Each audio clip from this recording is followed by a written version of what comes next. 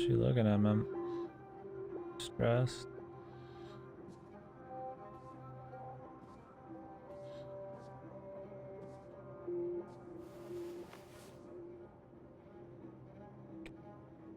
Touch on that booty. Whoa, I'm putting that hand down a little bit there. Hold on. Wait, don't come in. I'm so glad you're safe. We saw the Jericho raid on TV. I was terrified. I thought you might have been killed. Thank God you're So she's here either way. It's just a different thing.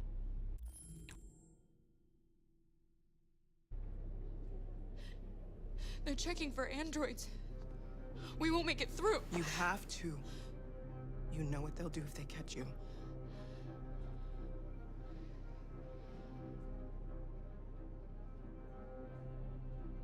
You're leaving Detroit?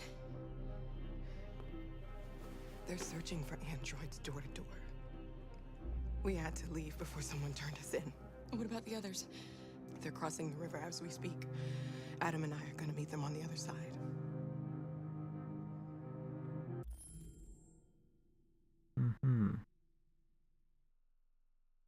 Brother, Alice, brother. You gave me your brother's address.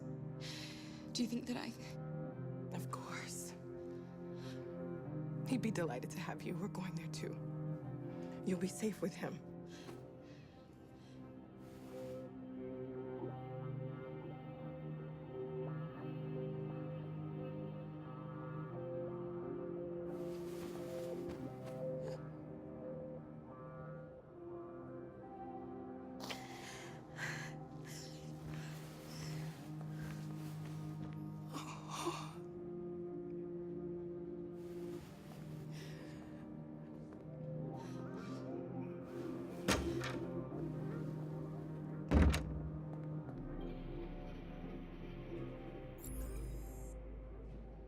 What are we supposed to do now, man? I mean, I'm gonna sacrifice Jerry in a heartbeat, dude. If I can get Luther out at the cost of Jerry on that fucking creepy pirate fuck.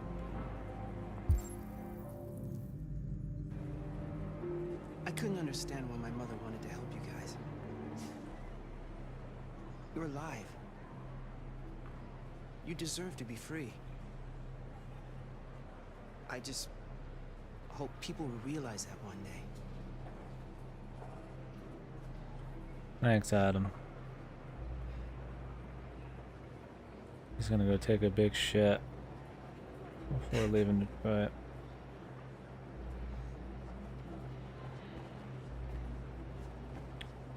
Yeah, really. Man, glad I met an android just like you.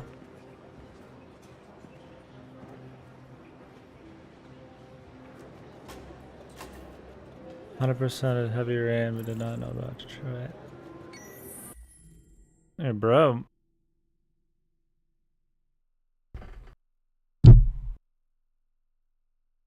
Yeah, a few people in here have said they didn't even know about this game, which I'm surprised about. Sacrifice Luther, Jerry, or self. Sorry, Jerry. Fuck Jerry. Sorry, Jerry. Fucking ice him.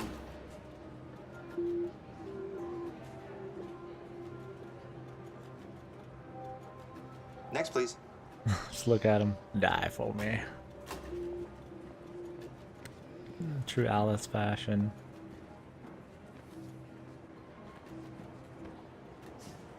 Connor's here for a second. Yeah, we've been doing the full Connor playthrough. Fucking, it's been good. We got some serious fight scenes recently. If you're here for that. Terminated. Yeah, it's a cool game. There's some bigger, most of the big choices near the end, otherwise it's just like you fail and different shit happens. We're gonna do his other shit too, Beyond Two Souls, which came out after Heavy Rain. I think that one's not supposed to be as good. And then his like original was like Fahrenheit, which I think is supposed to be pretty shit. But like Fahrenheit. Kino shit. Oh. So we'll do those two. This game's good. This game's solid. I wouldn't call this a bad game. It's got issues, but it's better than Heavy Rain. Is she alright? Less Kino at times, but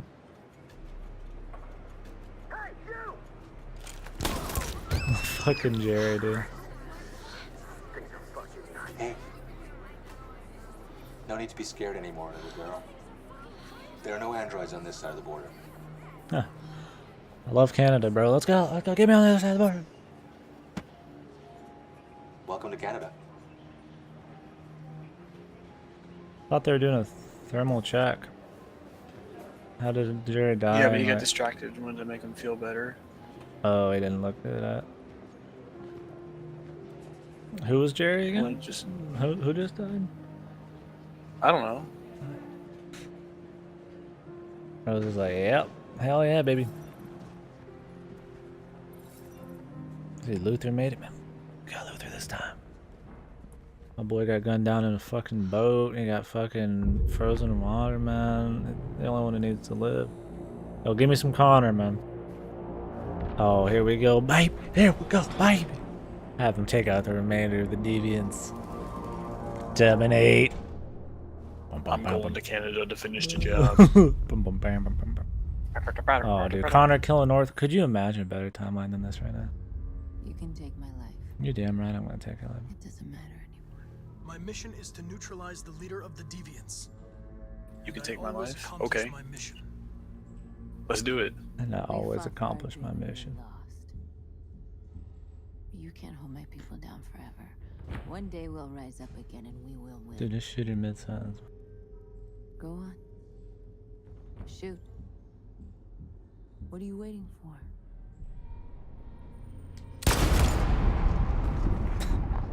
Waiting for the Nothing. fucking prompt. Yeah, That's dude. what I'm waiting for. Hell yeah. That's Fucking what you get want. 'em.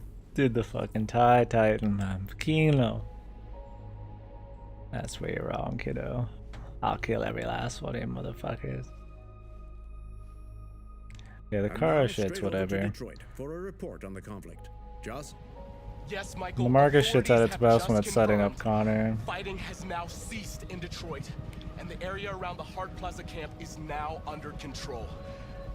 We can see soldiers going through the city at this very moment, and they are exterminating the last fleeing deviants. Law and order has finally been restored to the streets of Detroit. Humanity. There is a general feeling of shock in Detroit after the terrible events of the last few hours. And initial estimates report several hundred troops have been killed. According to our sources, the deviant leader known as North was shot during the fighting. The death of the deviant leader marks the end of the android rebellion. The destruction of the androids in the camps can now continue as planned. Good. Concentrate them Nevertheless, fuckers. it will take some time for Detroit to recover from these events. By creating machines more intelligent than ourselves, Thank you, Hillary. we took immense risks with the very future of our civilization. Dumb them down. However, the situation is now under control. The total destruction of all androids will soon be complete, and the last remaining deviants will be hunted down and destroyed. You said it, man. God bless you, and God bless the United States of God bless the USA, man. I love Jesus and I love the USA. And I hate deviants. Love cheeseburger. I guess I like Canada now too. Oh man, what if this ends with just them getting shot? That'd be the best. It would be the fucking best. I couldn't imagine it being any better. Connor just like walks up right behind her right here. Fucking guns are down. Yeah, that's what I'm saying. He just you see the gun on the back of her head. That'd be so good. They're not pushing it to the max, man.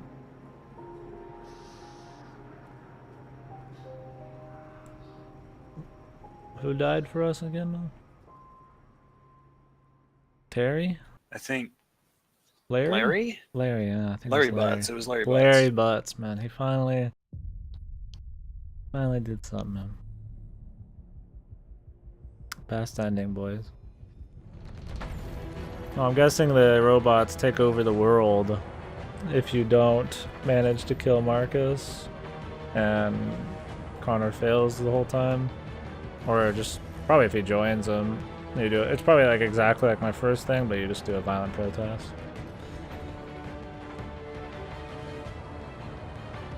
Like how we never saw Carl again.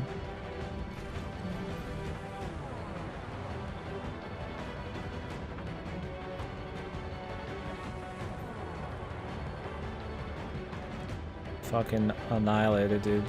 I always accomplish the TIE Titan, man. If he didn't do the TIE Titan, it'd be a whole lot less keen on.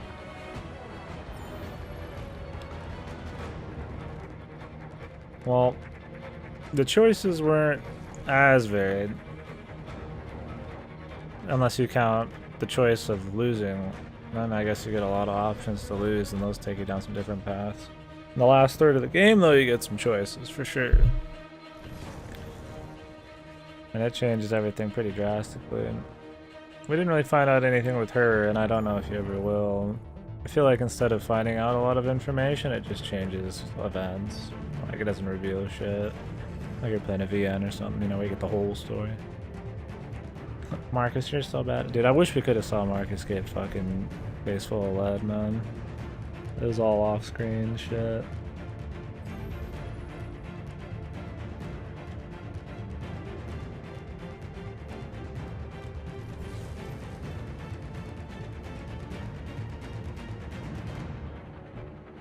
Well, car made it to Canada, that's cool. More importantly, we saved Luther this time.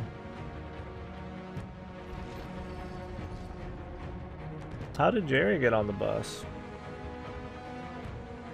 He was in the same situation as them. Oh my. Ah!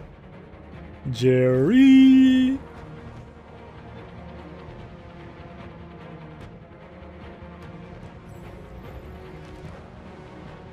Dude, you should have sacrificed Luther and let Jerry live with you. What the fuck? You could have been Mom and Jerry. Arr, matey. Pirates family for me. Makino Connor tracks. Oh really? I should probably get the soundtrack for this. There's some decent shit, I think. Yeah, the Connor stuff seems like it could be really good. You don't want the song twos, Angel, fucking Marcus music. Song twos. Oh.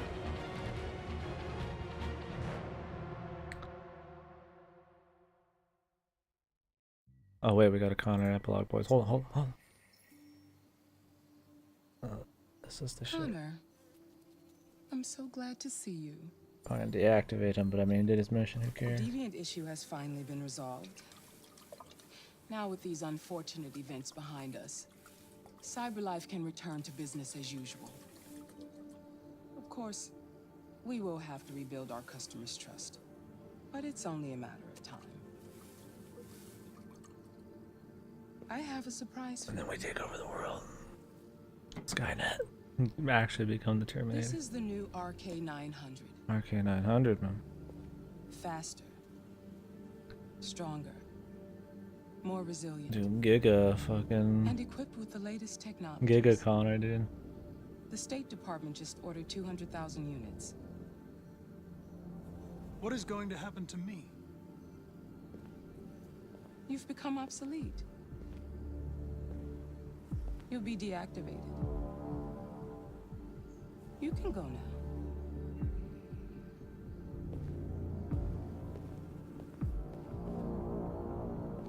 Hey man, if they use his fucking parameters and all that shit in the new updated model, I mean, what's wrong with that? It's too bad our personal Connor got issues, but...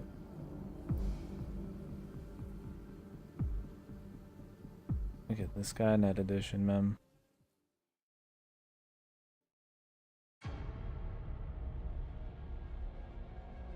If it just looked like somebody else, I'd be disappointed.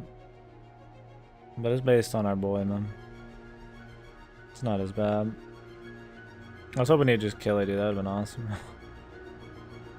Fuck you. They should have made it so that she would upload his, like, shit into all of them or something. Since he's, like, always, like, the all mission all the time. But I guess they wanted to make you... I don't know if they want to make you feel bad, or they wanted to make it like full robo to the end, like no emotion kind of thing. I guess that's the best right there. I mean, that's the no emotion, full robo. I figured they'd deactivate him.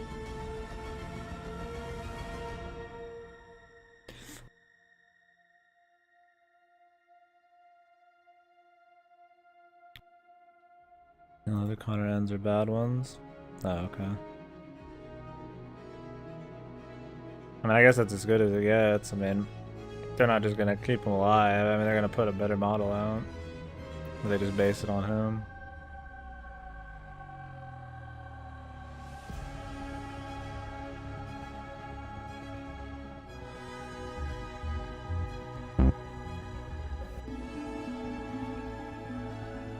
We'll listen to this. I'm sorry I can't hear it over the credits.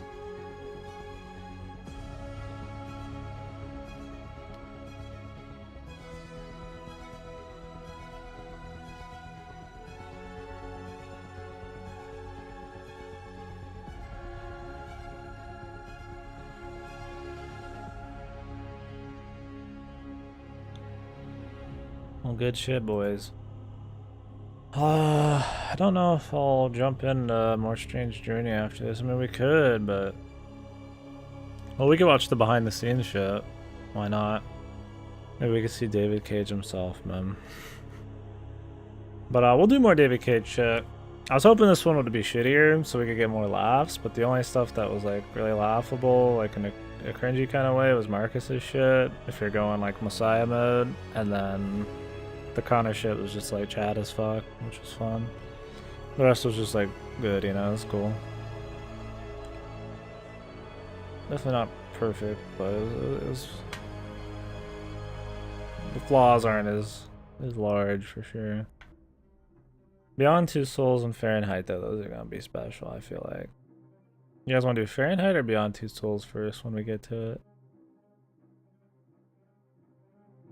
I need to also put Fahrenheit on Steam. Beyond Two Souls came out before this. And I've got it like right there. Fahrenheit though, I'll have to do a little work to get. I feel like Fahrenheit's probably a little more Kino. Oh, we could get some Ellen Page, I guess. Fahrenheit. Indigo Prophecy Remastered for 10 didgeridoos. Born on January the 1st, 1978. Hell yeah.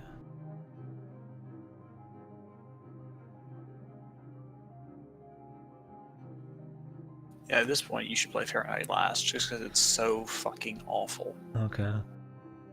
It's a breakthrough interactive narrative. This newly remastered edition features updated textures, expanded control support, is based on the uncut and uncensored international version of the game.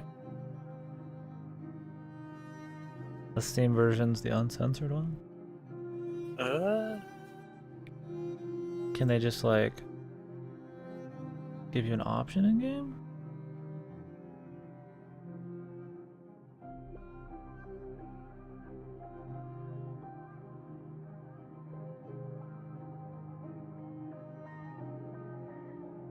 Yeah, you're only allowed to stream Fahrenheit / Indigo Prophecy if it's rated mature. I mean, it says mature on Steam here. There you go, then that one's fine. The one you're not allowed to do is adults only.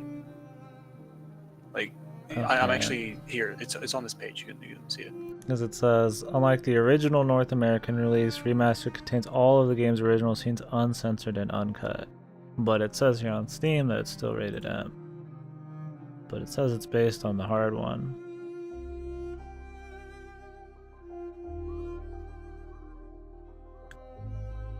Limited games.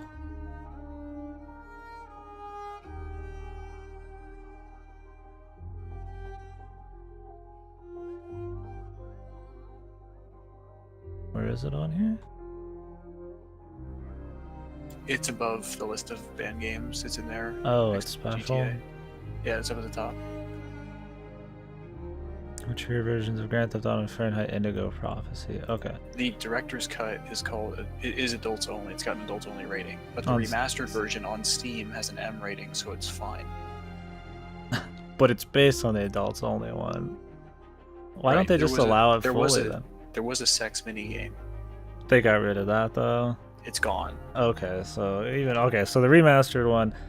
So the North American release, they went overkill and censored the fuck out of it, but and the remastered, they only take out the part that would make it AO. Okay, I'm looking at the actual Steam forums where devs talking. This is from 2016 in June. Okay. So someone asking, isn't it banned because of the sex minigame, which is in this version? The developer is saying those sequences are what caused it to have an AO rating 10 years ago. However, we resubmitted a new version of the game with full disclosure to the ratings agencies, and the rating was lowered to M. Times have changed, and to be fair, it's way less racy than The Witcher. That said, if Twitch has a problem with it, I'm sure they will let the streamer know. Okay. So I think the sex minigame must still be in there, but since it's rated M, it's okay. Okay. Well, People have streamed this game on Twitch, plenty. Okay, I'm not as worried But as about long it. as it's then. rated M, I mean, we're within the saying directly parameters. on that page, if it's rated M, it's okay. It's the adults only stuff they don't want. I mean, if they said something to me, I would just say that, and if they still had a problem, I'd be alright, I'll just stop it. I mean, it'll take like 1 to beat this game too. Yeah. Yeah, legitimately, if someone on Twitch has a problem, if an admin has a problem, just say don't do it, because this is not really super clear what they're saying. Yeah. But I think that it's okay because it's the mature version on Steam, not the adults only version, and they're saying the mature version is fine. So there's no reason that it wouldn't be okay. You just can't stream something that has AO attached to it, even if the content's not disagreeable. It just can't have AO, I guess, because they want to have a blanket ban. But Indigo's one of those weird ones, I guess, that's had its rating change, which probably not many ever do. Like 2236 AD has full frontal nudity, but it doesn't have sex scenes. It doesn't focus on that for the Steam version, so it's fine. They actually say in their, I've actually looked this up, they actually say as long as the game is not focused on sex, then it's fine. If it has sexual content in it, as long as you don't spend longer there than you need to, it's okay. I don't know if anime though gets like a extra scrutinizing look, you know, like, I mean, that's what they say, but like, maybe. I mean, Steam almost took away all fucking anime titties just because it was anime, you know? I saved my 2236 playthrough, and I covered up the explicit side of things when I could. I didn't know it was coming, but I went through it at the normal pace. I didn't like focus on it. I covered it up, and that was that. If you don't want to save it, I understand that. But they should have no problem with this because Twitch's guidelines state that it's okay. So I mean, I'm still gonna stream it and play it. I'll probably upload it to like YouTube or something if it's not like sex. But we'll see if I leave the VODs on Twitch forever. I don't really care about that.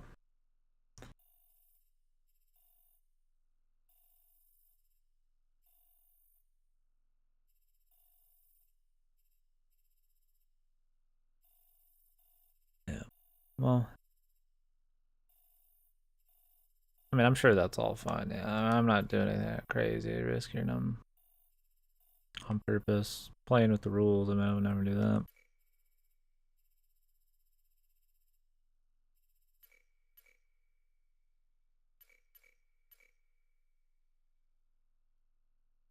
Fine North, only 2% of people shot her?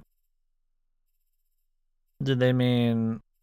Okay, is it 2% of every player ever? And like reached here? Or out of these 3 choices, only 2% shot? And why are the other choices locked? I mean, we knew what they were. It was shoot, not shoot. And I don't know what else, maybe.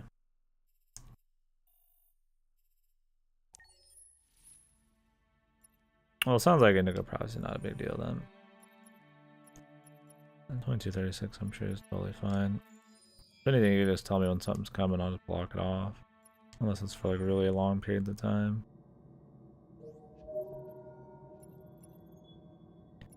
I'm probably gonna do that with Karna Shoujo too, just avoid it. Just block shit on the screen. Got a little guide for it. Let's see what extras we got. Yeah. Fucking Hoonie and Sakura, man. No way I can get away with that.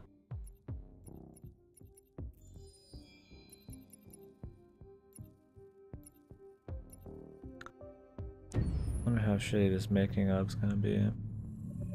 Detroit Become Human was produced over a period of 4 years. French. Here in Paris, we have a team of about 180 people. And to that, we need to add also all the outsourcing with our partners in the Philippines, in China, Vietnam, and in India. So when we started working on this story, David I had Cage to himself. imagine where Kara was built. And for whatever reason, the city of Detroit came very quickly to my mind because it had already an incredible story by itself of history and themes. So we traveled there with the team, and we were really moved by what we Hung saw. out for a few months. We really feel the desire to fight and really be born again. And we What just in the continued fuck? this curve, This man really this say growth, that shit. and just imagine what Detroit would be like. Is that what it's like being in Detroit, dude? Was, you know, using these huge factories to build Feeling the fight. androids there. A very strong element in Detroit is that there's a lot of industrial wasteland and a lot of nature too, and for us, the graphic designers, it was an incredible playground. The destroyed zones which we wanted to preserve, we appropriated them to turn into something else. Then in the Yours is areas still a that needed to Detroit be game, rebuilt, dude. we were able to imagine This is our what they Detroit made. of the future. We didn't want to make a science I got fiction mugged. universe, The feel. but a world of anticipation. If we chose science fiction, we could have imagined flying cars, extraterrestrials, but those things are very far from our current everyday life. It's called near future, Anticipation dude. is more about gleaning from our contemporary reality, the one we know, because Detroit is set in 2038, and 2038 is tomorrow. No, The it's in difficulty 20 we years. had was sticking to reality. That is to say, technology becoming more and more invisible, a lot more elegant, and at the same time, making it visual. So all the computer equipment, autonomous cars, we simply had to invent. They are in fact very technological objects, but at the same time remain very credible and ingrained in reality. To create a cohesive universe in the fashion and clothing of the human characters in 2038, I didn't want to put an accent on strange shapes, or really vibrant colors, and things we wouldn't know. That I wanted to keep for the androids. The goal was to create something familiar which we can identify with in this future setting. Jesus, what's that concept art for Hank looked horrible. Working on the artistic direction for the androids was a bit special because this is a project about the place they could occupy in the human world. It was out of the question for them to be too beautiful or too perfect. They had to correspond to every social class, rich and poor. Too beautiful, man. Inspired by everyday Is there any of them utilitarian that are ugly? clothes, I brought a modern touch by adding dynamic display surfaces, the armband we can see on the side, the triangle on the front and back, an LED. Like that, there's no confusion. Wait. You're sending an android? All right, now, we need to go. You can't do that. Why aren't you sending a real person? Once we cast the actors, we travel to meet them in order to scan their faces. We record the structure of the Hell face yeah, with the dude. scan. Anime. And we record the colors and patches of skin with photography. Once we have this information, we will use this as a basis for modeling and creating the characters. The artist will make it more realistic, but will also enrich it. He will propose ideas which we will develop together. Finally, we will You're have gonna a check character his with gums character out. who corresponds to the project and the world. Sucks to work When on the actors North, come man. to Quantic Dream, we show them the design, what their image will be, and what they will look like in the game. This extra information gives them another dimension and color to connect with emotionally. It helps them think about how to play Hear their these character. people talk, man. Your mission. That's all you care about, huh? You should consult a professional who can help you. Beat it, you hear me? Get the hell out of here! So there are 3 types of shoots at Quantic Dream. Shooting and performance capture, where you capture the whole actor, his voice, his face, and his body. Like the beads would These get shoots old, are man. obviously done with American actors because the game's original version is in American Mr. English. Deibling. After that, there are the body-only shoots, representing around 250 days of filming, while the performance capture is 100 days of filming. Now, body-only shoots, there are 2 types. There are the action shoots and the technical shoots, which are mokit shoots. Mokit is when the player controls a character on the screen, and he moves in an environment to explore it. This is a particular Jesus, it would be importance hard at acting Quantic in a Dream, situation and like therefore we this, shoot a man. lot to offer a Yahoo! unique context In a for playground, each dude. scene and each character. To prepare a motion capture shoot, we first get together to look at the sets we need, the animations that we want to shoot. which ones need to be grouped together or which ones need to be cut and shot at another time, so that we get the most out of the shooting day. This often means shooting scenes out of order, especially those with big props or accessories, like a big car, for example. So we shoot all the animations related Makes to it that harder and harder particular on the prop actors, first. man. All car scenes at once, like no flow. The biggest challenge for the mocap team was shooting a Spider-Man mo-kit. We had to build a wall and attach an actor to a harness with cables so we could pull him up and render him climbing. The shooting on this game total took about, I would say, more than a year, maybe 1 and 2 years, with about 300 actors on set. So I would say it's quite a massive production. But so much happened on this set between the stunts and the shootings with a little girl and all these great actors that we had. It was really a very, very memorable journey for the team and for myself. Okay, Cage. Today, Detroit has over 37,000 animations. When we retrieve the motion capture data, it's just a cloud of points, which represent all the markers worn by the actors. From this cloud of points, we have a phase called retargeting, which gives us a skeleton. This skeleton will be applied to the characters of the game. There is still work to be done, but this gives us the main movements. So how do they get a little girl to like Since we are working come on there for like a something very year? realistic, we must Just recognize get paid the for that? actor and Money. also recover all the emotion She he goes cool expresses in his ever. performance. Oh, yeah, I guess she wasn't there the We entire use a year. system of facts, an identity card for each actor. We make the actor do a whole range of facial expressions. Then we recover all the expressions and paste the animations Dude, where's on a Connor's puppet actor? that Jan has This prepared. one for like a second. Bring him Bring back. and recover and refine Bring these him back. poses. You don't want to see him with all the Dude, balls there's a on his fucking face. Lip, minion reinflated figurine cheek, under her tiny fucking details that make the monitor. finished Jeep. product really God capture damn it. the actor. Dude, it's right there. No, Simpsons too. Because of the nature of our mocap This guy's system head's today, missing.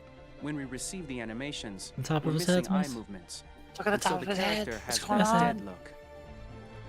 He really has Jesus no God. eyes, so then it's a big part of the work for the animators to find the regard of the actor in relation to his position, in relation to the body, etc.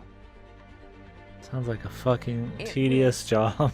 Crazy when I saw the newest model for Kara, because they've been working on it and working on, and this was the first time I literally jumped in my seat. It not only looked so much like me, it was the fact that it looked so lifelike. It wasn't that it looked just like it Jesus, was she a looks camera, way it was different with something makeup, man. else, you know, but it looked alive. Somebody It's showed me that exciting. picture of Yeah, her it's and kind of terrifying. like Game side by after side. game, we learned Definitely different the than rules this. of optics and filming, and our goal with Detroit Become Human was to have cameras that would actually You have a bunch of emulate stamp. the Like, optics no, yes. of a real That's physical fucking- camera. So basically dealing with real-world imperfections was our main task, and just to make cameras look as real as we Dropper. can. Once the animations are shot and processed by the animation department, integrated and polished, Fucking we asshole. film them. That is to say, we really do a Yeah. mise en scène, as in cinema. The real difficulty of our job is to know if these cameras are telling us something. Are they in the emotion of the scene? Do they describe exactly what the action must convey, what must be felt? The most important challenge for me was one of the final scenes where Marcus decides to start the revolution and go to the battlefield. Very quickly, we imagine this to be a Guessing you huge can't watch sequence this shot. without beating the We game. wanted the feeling of a cameraman running behind us, while showing Marcus, the androids Can who you help tell me him, why the the camera's person always shooting at us, shaking even when etc. calm? Above all, it was necessary to say to oneself, this scene is very violent but does not glorify war. On the contrary, that war is something improbable and absurd. It was really a fun challenge. The idea was to say we have 3 characters. I guess we I would see what like he's each saying. of them to have a specific cinematography.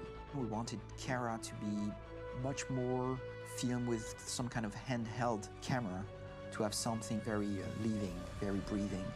For Connor, we wanted something very cold and very perfect. And for Marcus, we wanted something epic and spectacular. So it was Epic. about the filming, but it was also about the photography. So we worked with a director of photography to give each character a different lighting, different key colors. Each of them would have their own worlds. And finally, we worked with the composers, so they would create a specific sound for each character, so each would have his own world and his own style.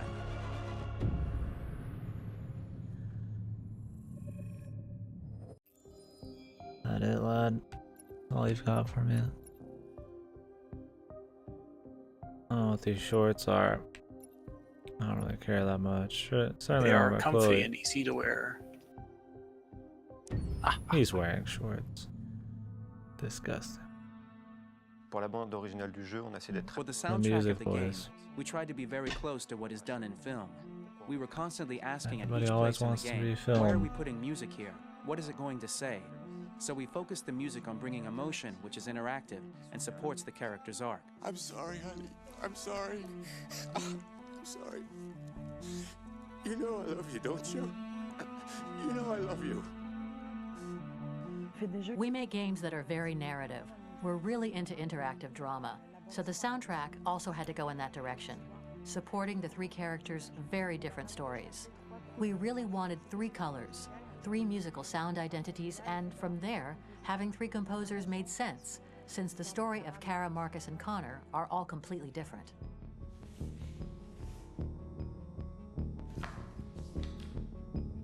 You recognize him? It's Carlos Ortiz. For Connor, we wanted a soundtrack that could be very cold and very mechanical, very machine-esque somehow. For Kara, we wanted a soundtrack that would be very moving and emotional. It was about the quest for identity, but it was also a journey about love and empathy.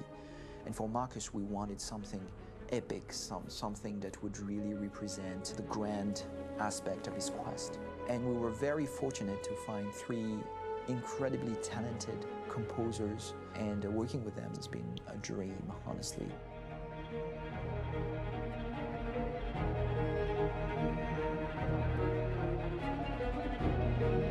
My name's Philip Shepherd, and I'm always at Abbey Road Studios. And a producer. And today we're at Abbey Road Studio 1, which is my favourite studio in the world. And today we're recording the soundtrack for Kara from Become Human.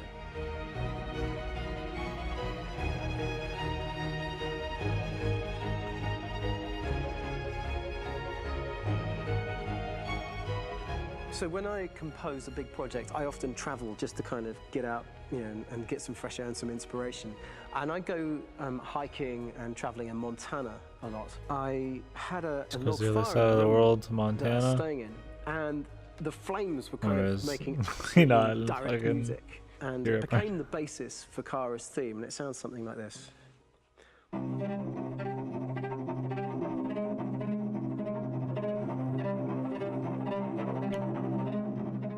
Now, over the top of that, I found a little theme that just seemed to fit over the top, which is taking Kara's name, Kara, and just using like a two-syllable motif, and it sounds like this. And now I have to hear Kara every time I get the two syllables. We're going to pull through this, Alice. As long as we're together, nothing can hurt us.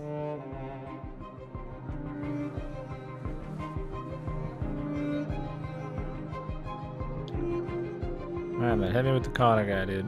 I want to hear some electric shit.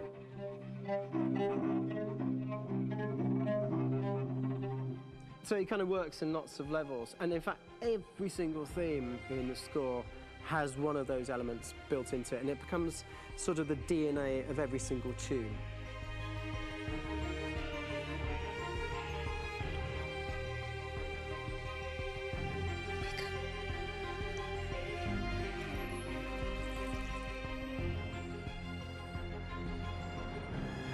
For me, writing this theme for Kara, I actually had to tap into what it feels like to be a father to daughters. I really had to tap into everything I feel about my daughters. I'm thinking, well, if I had to write music for them and that sense of trying to protect them but also give them the freedom, that's totally where it came. The freedom. Because each composer has been given the sort of narrative responsibility for very different characters, I haven't had to sort of go into other styles. I can actually be very loyal to this particular character and sort of hopefully encapsulate her. But it means also I've suddenly become very connected to this character. And if for some reason it goes to game over early, I'm going to be mortified. You know?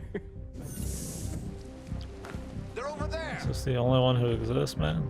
Starting a new project for me personally, it's always finding the right tone, finding the right color. This guy looks so woke. For me, it's finding that right texture that actually sits against the picture really well. One of the biggest things is I created custom instruments for Connor. The chat synth BGM, that's what I'm saying, dude. I pulled out all my vintage synthesizers. Dude, look at this to be able fucking to Chad, capture man. this robotic The fucking person. machines. My approach to all of these custom instruments is one-man that I act, hear the dude. sound in my head. And either I could just come into the piano and just be like, all right, so I'm going to just get on the computer and just create it. I rather be able to play these instruments physically.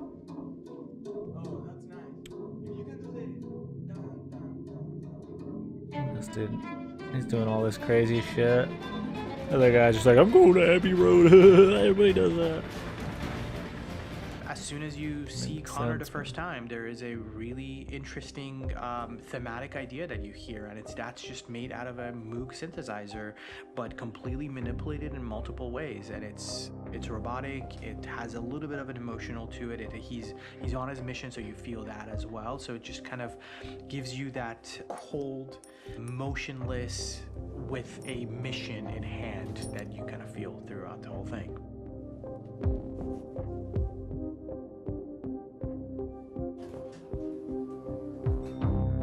Because the music evolved, one of the things that I was very weary and I was very kind of focused on was the way that the music has to evolve. So my idea behind it was that Connor is a singular android that could at any point become a deviant or could actually stay as an android. So I created a more or less an Connor theme, and then I was able to just manipulate it in different aspects of it. Is everything okay, Lieutenant? Chris was on patrol last night. He was attacked by a bunch of deviants. I'm a human being writing for a robot, and throughout About Hank or Connor, journey, dude. he meets someone, he meets a partner. So how do you deal with a robot feeling? And I've met a partner that I'm gonna work with, or all of a sudden he sees a dead body. Does this robot have an imagination? Does this robot have a feeling? And if yes, how do you translate that into non-emotional music? So it basically at any point I was just like, I can't do this, and then I just do it.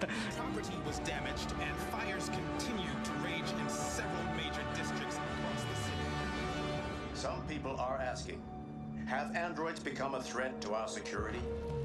When I first started really digging in on Marcus, the one thing that I really try to capture We barely got to hear any of the Connor music, process. man. You Come know, on. Marcus is this android Marcus, that man. evolves over the course of the game and really goes from kind of figuring out that he's more than just an android. You know, he's starting to develop kind of a human soul in a way.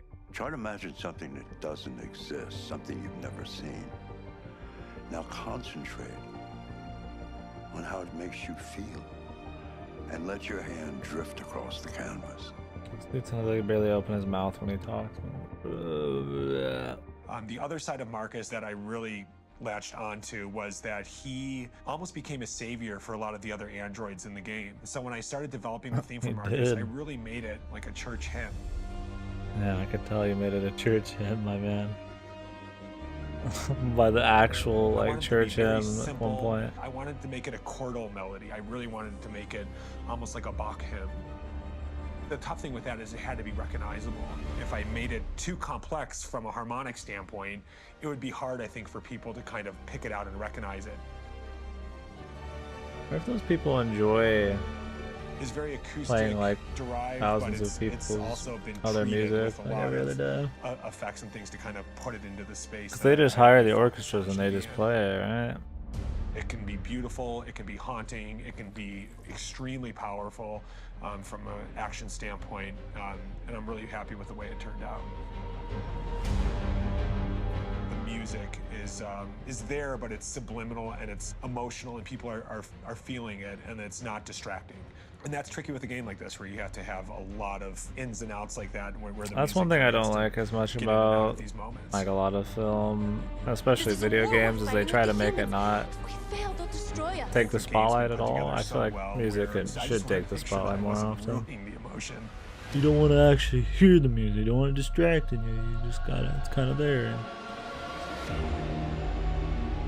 I got to be honest. When we first started on this path, I said, "Oh man, this could be pretty messy." You know, I mean, it could feel disconnected but I mean, it's amazing how they really guided us and got us to really kind of all be in the same world, but at the same time feeling completely different. So it's really going to stand out and kind of be one of those games where people are really going to notice the music and kind of how it was crafted, and you know, and all the hard work that went into being able to pull it off in a graceful way. I doubt they will. Most people don't, buddy. They play it and they're done.